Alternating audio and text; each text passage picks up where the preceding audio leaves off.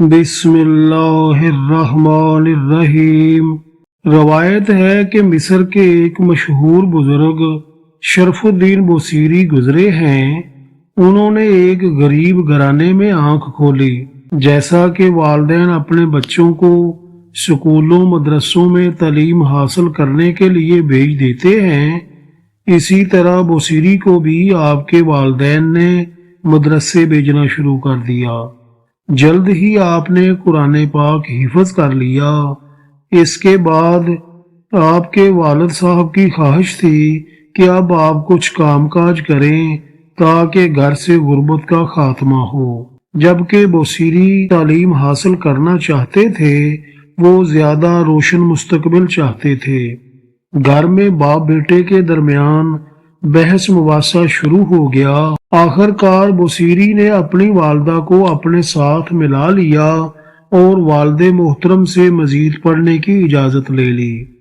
اس کے بعد آپ نے تجوید، فقہ اور باقی ضروری مضامین کو پڑھا اور پھر بچوں کو پڑھانا شروع کر دیا۔ اس وقت تک آپ ایک دنیا دار شخص تھے اور مادی کامیابیوں کو ہی اصل کامیابی سمجھتے تھے۔ آپ غربت سے نجات حاصل کرنا چاہتے تھے۔ شاعری کا وصف آپ کو اللہ کی طرف سے ودیت کیا گیا تھا۔ اب آپ بادشاہوں کی شان میں قصیدے بھی لکھتے تھے اور نئے شعراء کی اصلاح بھی کیا کرتے تھے۔ اس کے علاوہ آپ درس و تدریس سے بھی منسلک تھے۔ ایک دن جب آپ گھر سے باہر کہیں جا رہے تھے تو ایک شخص نے آپ کو روک کر آپ سے پوچھا، کبھی آپ کو آقا کریم حضرت محمد رسول اللہ خاتم النبیین صلی اللہ علیہ وآلہ وسلم کی زیارت بھی ہوئی ہے یا نہیں؟ اس شخص کا یہ سوال کرنا امام بوصیری کی زندگی کو بدلنے کا سبب بن گیا۔ اب امام بوصیری نے نبی کریم صلی اللہ علیہ وآلہ وسلم کی حیات طیبہ کا بغور مطالعہ شروع کر دیا۔ آپ جوں جوں مطالعہ کرتے جا رہے تھے، آپ کے دل میں آقا کریم سرکار دو عالم صلی اللہ علیہ وآلہ وسلم کی محبت بڑھتی جا رہی تھی۔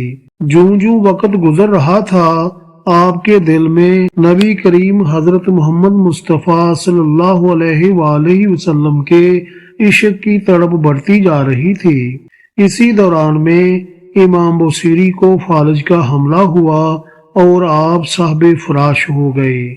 اسی حالت میں 15 سال گزر گئے۔ وہ بادشاہ جن کے قصیدے امام بوصیری لکھتے تھے، انہوں نے پلٹ کر بھی نہ پوچھا۔ آپ بہت دل گرفتگی کے عالم میں ایک رات لیٹے ہوئے تھے جب آپ نے سوچا کہ زندگی بھر دنیا کے بادشاہوں کے قصیدے لکھے، آج کیوں نہ ان کا قصیدہ لکھوں جن کے سامنے ان بادشاہوں کی کوئی اوقات نہیں۔ جب ٹوٹے ہوئے دل اور سچی محبت کے ساتھ الفاظ نکلے تو وہ الفاظ اللہ اور اس کے محبوب کی بارگاہ میں مقبول ہو گئے، جس کے بعد وہ الفاظ امر ہو گئے۔ اس سے پہلے بھی امام بوصیری نے عرب کے صحراؤں کے خیموں پہ اور خوش جمال چہروں پہ شاعری کی تھی۔ اس رات وہ اس بدر دجا اور شمس ضحیٰ کی شان بیان کر رہے تھے جن کی خاطر رب العالمین نے اس دنیا اور دنیا کی ہر چیز کو تخلیق فرمایا۔ جب آپ قصیدہ لکھ چکے، آپ نے قلم دوات رکھی اور سو گئے۔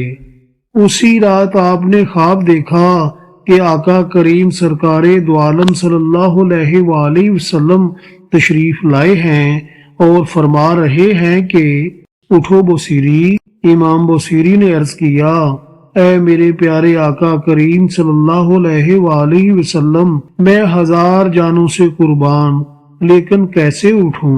کیونکہ امام بوصیری فالج زدہ تھے اور اٹھنے سے قاصر تھے۔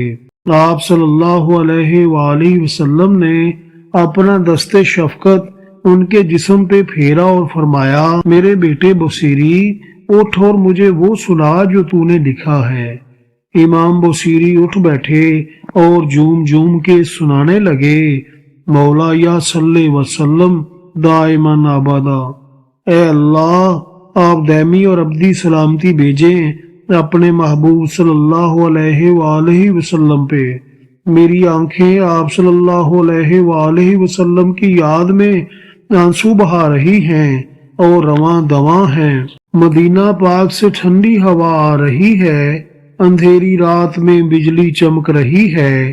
میرے عشق کا تذکرہ لوگوں تک پہنچ چکا ہے، اب میرا راز محبت بھی نہیں چھپ سکتا اور نہ ہی میرا مرض ختم ہوگا۔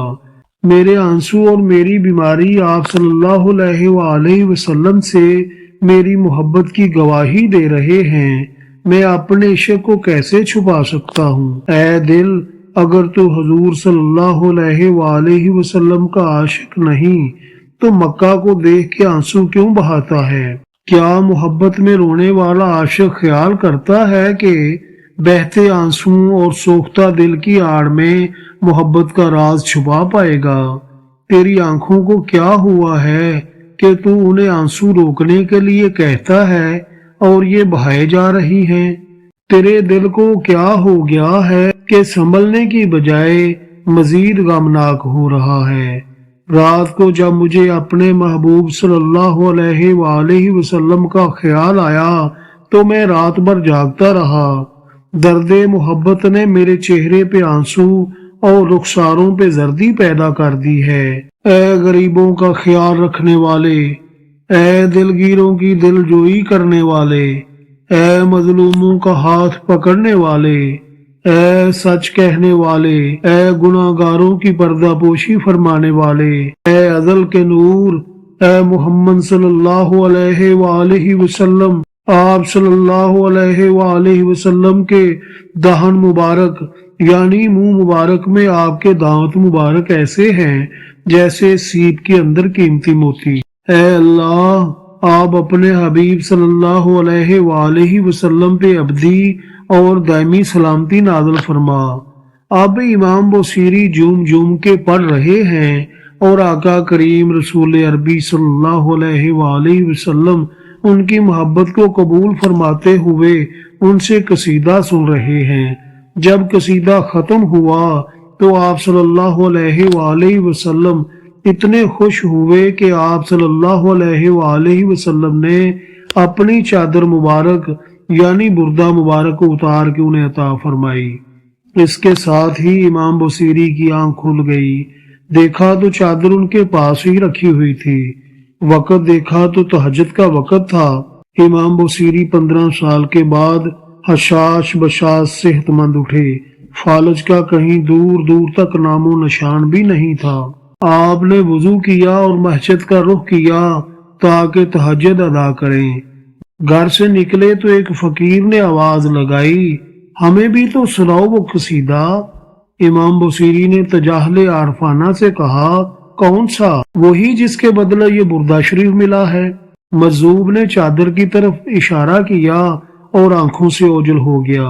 اس قصیدے میں 100 سے اوپر اشعار ہیں اور کسی بھی شعر میں لفظ بردہ استعمال نہیں ہوا، لیکن جو چادر آپ کو دی گئی اس کی مناسبت سے اس کا نام قصیدہ بردہ شریف زبان زد خاص و عام ہوا۔ آپ صلی اللہ علیہ وآلہ وسلم نے اس کو شرف قبولیت سے نوازا تو آج تک اس کا ورد جاری ہے۔